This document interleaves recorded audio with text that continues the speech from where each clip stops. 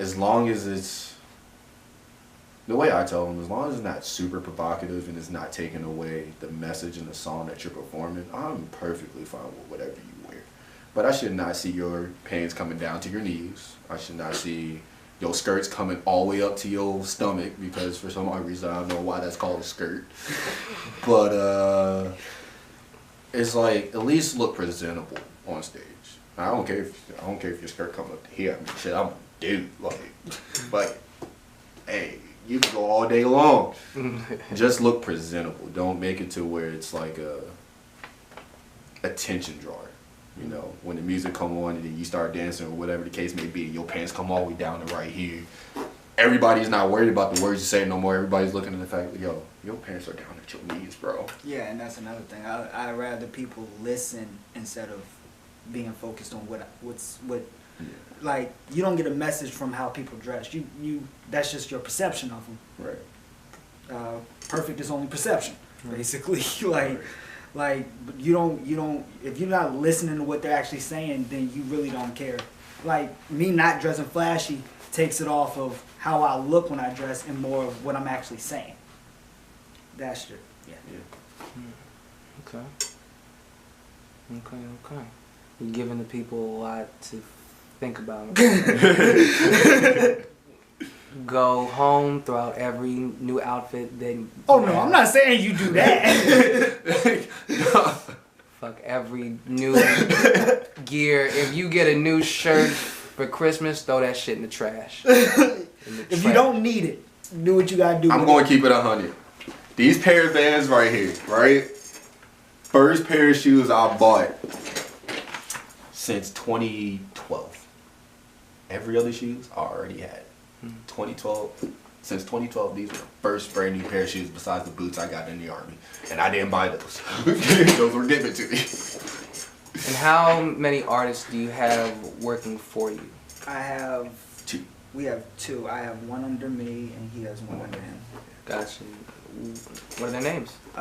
King Dre, he was the one at the performance, the Hungover song, the first song that we performed. Right. He was the one who did that song with me. And then Dominique is a new addition that we just added probably about a week ago. And he has bars. Yep. 4 days. That's off the top of the dome. And 4 days. And he dressed like us, so hey, it works even better. Hey man, the squad's growing and y'all still hustling just as hard. Yep. Yes, sir. Hey man, I respect it. So Ryan, out of all the songs on the radio, because they play a lot of songs on the radio, what made you want to do the Boot Up remix? That out of all the songs, just out of all. Okay, how that came along, like that was the guy that I have who does the beats for me. He was the one who originally wanted to do that, and when I heard how he did it, I had a verse that I was writing for, that I had wrote for another song, but stuff had happened and the song never made it more than just that one verse. So when I heard what he was doing with it, I felt like a bitty body. Yeah, what up? And then that's when I was like, and I read the verse. I was like, this could rock. This could work with this. And then it just came together like that, all in one night. One night to write it, put this song together. You just knocked it out like that. Bet.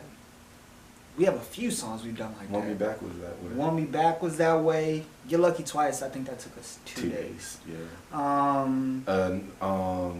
Everything We Lose took a couple of days. Yeah. Is that the process y'all try to stick to when you make music? Like go in, no distractions. Yeah. Yep. Just bang it all out. Yeah, and like I call it the Bone Thugs and Harmony processes, because basically I feel like if you're gonna do a song with someone, it's better to feed off of a person's energy. Like, y'all can feed off each other's energy better instead of you being here and them there and then passing it back and forth. So when it comes to us doing like group songs, because we have a few songs that we did that have 5 people on it, and we all literally would sit down together, write the song, record the song, and I would go straight into mixing a song the same night.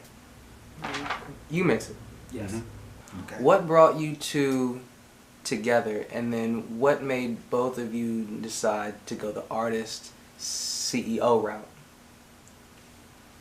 What brought us together? Okay, so I met him Cause 2015. yeah, it was around that time. But Yeah. I was my own just having people come to me. I would record them, mix their music, get paid for it, they be gone. So it was another guy that we know, who I met him through, and then it was because he was working with the other guy originally, and then that's something else. There's other stuff that happened, and then, but then after that, me and him just started hanging out and getting close with the music and stuff. So it just took off from there.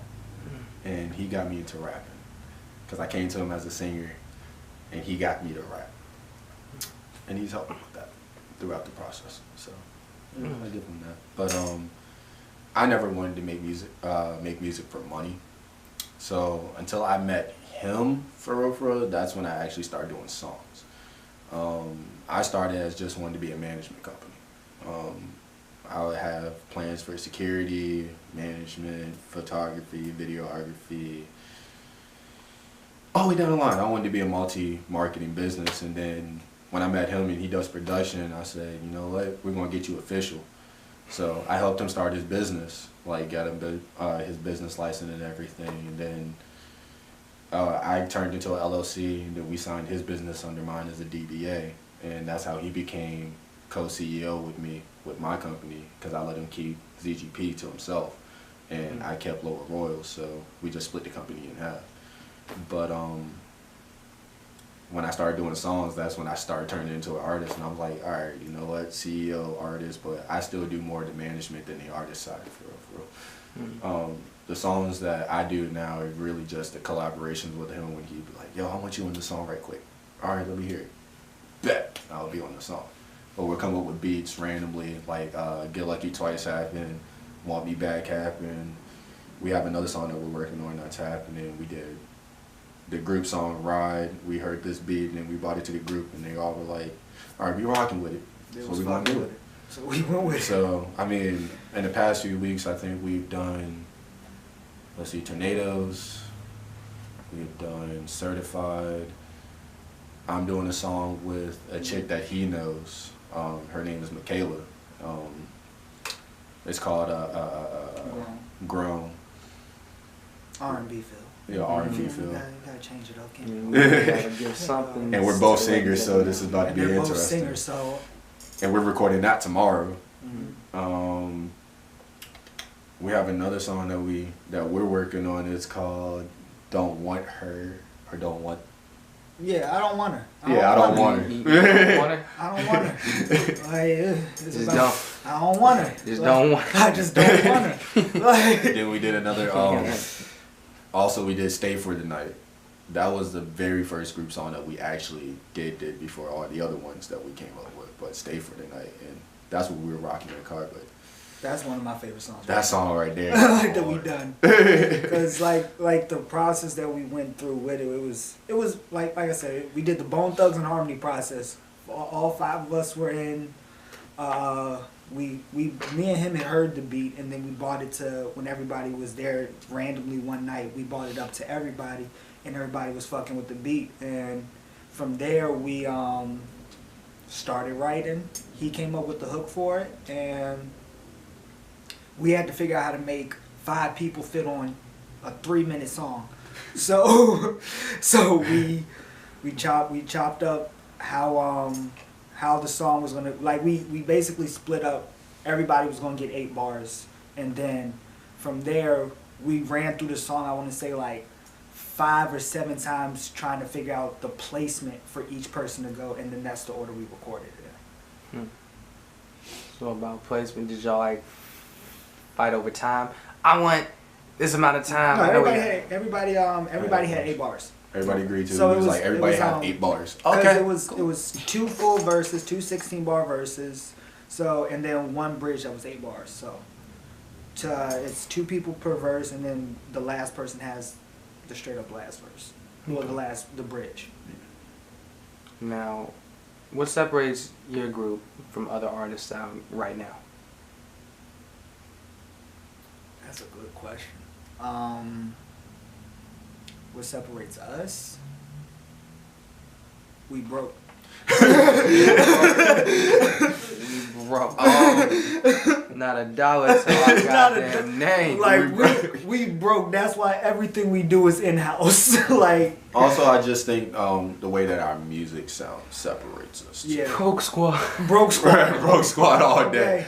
But we try to stay away from the mainstream wave of the little like mumble rap and trap music. You know, we have some songs where you might hear, you know, squad, gang, whatever the case may be. But after you hear all that, it's just like, okay, that. All right, they might have said it here, you know, get a bitch, fucker. But it's not like we stay on that wave. It's just like, that's one of the songs that, like, when we talked about it originally, it's like, we could have all real songs. That's cool. But we also need songs that people could turn up to in the club. You know, once you put it out, they can put it in the club, and it's just like, all right, it's not going to change the whole mood of the crowd and be like, yeah, we don't want people getting like, we don't ever want to go to a showcase, everybody turned up, and then by the time we done, niggas is in their fucking feelings, crying and shit, and trying to walk out, slapping each other, fighting because they mad because someone accidentally stepped on their J's because they realized they had issues in their head. Right. Like we just, it all ties in. Yeah, like we just try to stay away from that main, like we try to be different with the songs like we talked about originally. We want to bring meaning back to music. And we don't like, and a lot of the beats we pick aren't.